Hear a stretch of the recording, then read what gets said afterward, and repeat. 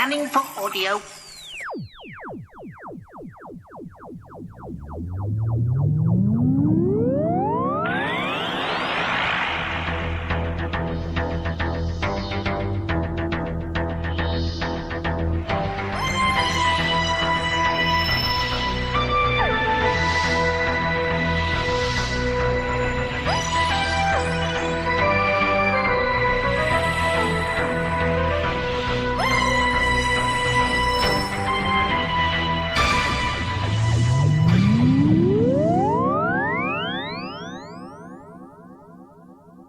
Hello, you.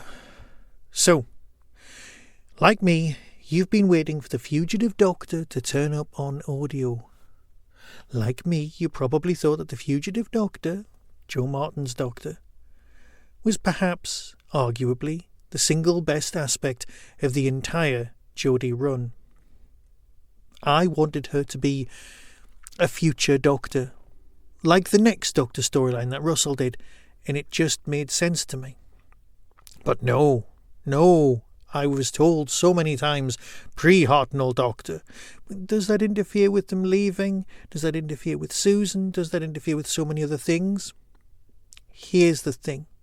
If you listen to the extras on this disc, and I know I'm skipping ahead, but bear with, the writers sat down, they had a chat with the man who was running Doctor Who at the time, Mr. Chibbs. And they said, "Oi, Chibbs," because that's how you talk to a showrunner. "You know this thing about the pre-Hartnell Doctor?" "Yeah." "Why do they have a TARDIS that looks like a police box?" No idea," said Mr. Chibnall. "But is it a 6B Doctor?" No idea," said Chibnall. "It's still up in the air. It's still up for debate. Yes, Joe Martin was told it's a pre-Hartnell Doctor. And yes, we've kind of gone down the pre-Hartnell Doctor for the Daleks and them having chase-type sound effects, which I'll deal with in a minute. But that's kind of where we're leaning now. Now, I know it can all be solved by this Doctor travelling around in a TARDIS, and then when they finally have their mind wiped completely and then reset back to being a child, so that the Capaldi child growing up as the Doctor can be a post-Martin Doctor. And then when that Doctor is old and lives with Susan, they go to the TARDIS bays, and what's happened is, after the Martin Doctor has been caught and cornered, that TARDIS is locked away in the storage bays, and the chameleon circuit is commanded to be reset back to the capsule, and it's one of the last lines you'll ever hear in the Martin section, as that Doctor is forced to regenerate into a child. Just reset the chameleon circuit and then forget about it. And that's how that same TARDIS lands on Earth and then changes itself back into a police box eventually. And that could work. See, all of this is headcanon, and that's not what you're here to discuss. What you're here to discuss is this new box set. This box set that, although I'm reviewing this as fast as I physically could, it's still sold out on CD. The idea of picking one up at Big Finish Day, just not happening. So, you've got Robert Valentine, Rochana Patel and Lisa McMullen producing something special.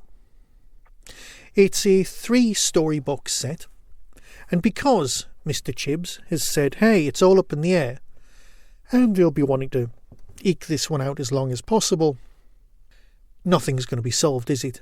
We need to accept that early on. It's got touches of, the A-team, somebody on the run, somebody who's going to help them people out. If you're in trouble, what's going to happen? But it's also, you've got the Division Doctor, the Doctor with a gun. So you've also got touches of that old TV series and then the film, done with Harrison Ford, The Fugitive, because this is the Fugitive Doctor. Once you're on board with those concepts, you're going to be fine with this box set. 1.1, Fast Times, Robert Valentine. 1.2, The Legend of Baba Yaga by Rochana Patel.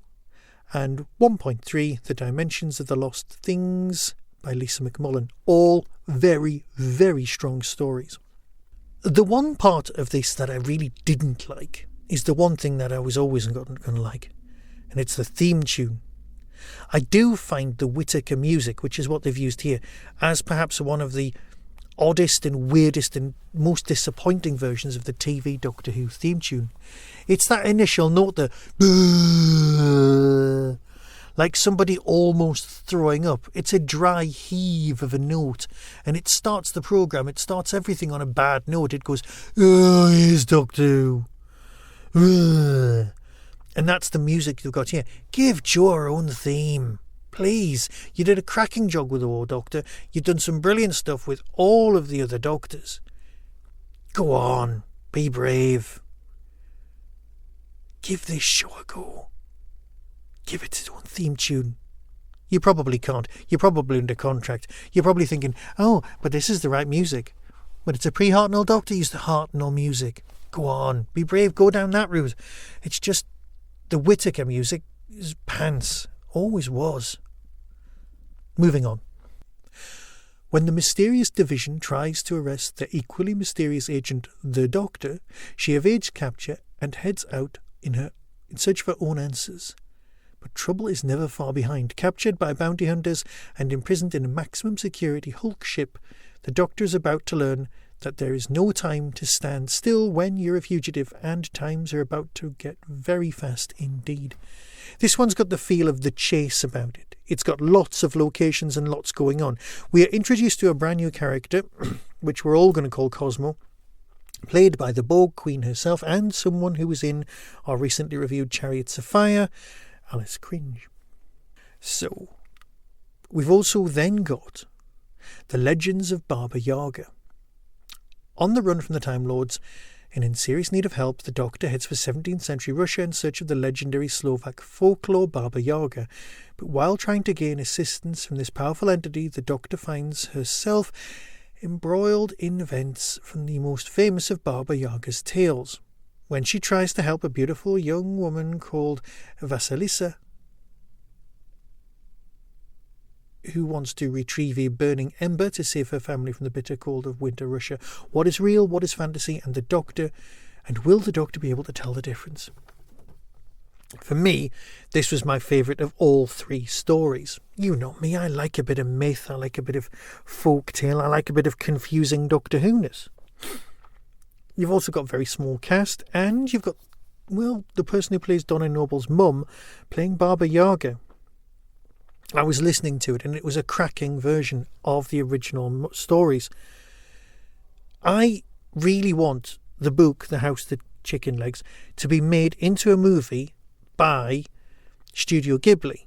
And I've got that in my head quite often. I'd love to be doing that script, but that's fine. What I actually want to do is just watch that movie. I love the whole chicken legs, the thing that's wandering around, all of it.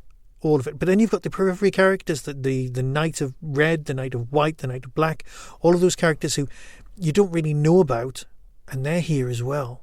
It's all very well done, and it actually sums it up, the whole narrative, and this is the important bit, and this is what TV Doctor Who could learn in a proper science fiction-y Doctor Who signed off kind of a way.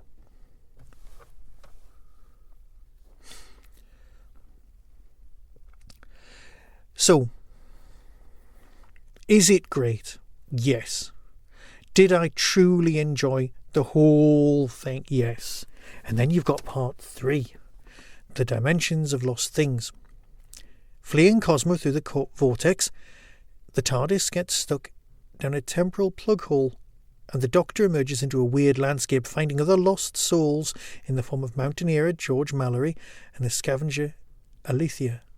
The Doctor soon stumbles across another, more surprising denizen of the strange dimension, herself. Will Cosmo still in pursuit, and memory-stealing winds threatening to wipe her mind for good? The Doctor senses a complex trap in action. But whose trap is it, and how can she possibly escape? This is the story that I can't really talk that much about, apart from the fact that I need to mention it's got a giant talking squirrel in it. Apart from that, it's complicated. You need to be paying attention. You need to be listening out. But let's face it, there isn't a bad performance going on here. It's very good, and more importantly, we're only 3 stories in, and this Doctor has defined themselves as themselves. Jo is as good a doctor as ever we thought she would be, and that is great. So, perhaps one day I'll be proven very wrong. No pre-Hartnell doctor, just the doctor to follow on, and that's fine. But I'll be wrong, won't I? Somebody will come along and produce something else equally odd. So until next time, here's the trailer, because let's face it, that's what you're here for. Be seeing you. From Big Finish Productions, Doctor Who, The Fugitive Doctor, Most Wanted. Let's take it from the top. I think perhaps I should introduce myself. I'm the Doctor. You are no physician. Even your name is a lie. I've lived a very long time, not necessarily in the right order. She must be brought in. Now, before she decides to run. And basically, I know far more than anybody should. Division must not be compromised. I was an operative for the most powerful organisation in the universe. All hail Division! My own people are after me, and I don't know why. My name's Cosmogon. She must not be allowed to remember. Not until we know what she knows. I've got a trace on your TARDIS, Doctor. Fly as fast as you like. I can follow you to the far end of the vortex and back. Thanks for the heads up. I'm about to begin a game of time tag. Ever played that? They found me and they're in pursuit. Oh, Baba Yaga! We are delighted to meet you! I will devour you. An endlessly spinning hut stood on giant hen's legs. You are the Doctor! You are the enemy of the Daleks! I'm trying to break the time vortex. You pulled time and space apart just to escape me. Hello, me. Hello, Doctor. Big Finish, for the love of stories.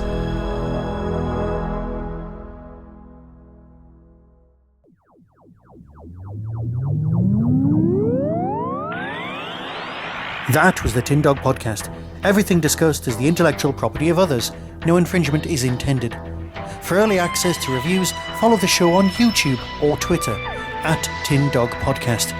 To contact the show, email tin-dog@hotmail.co.uk.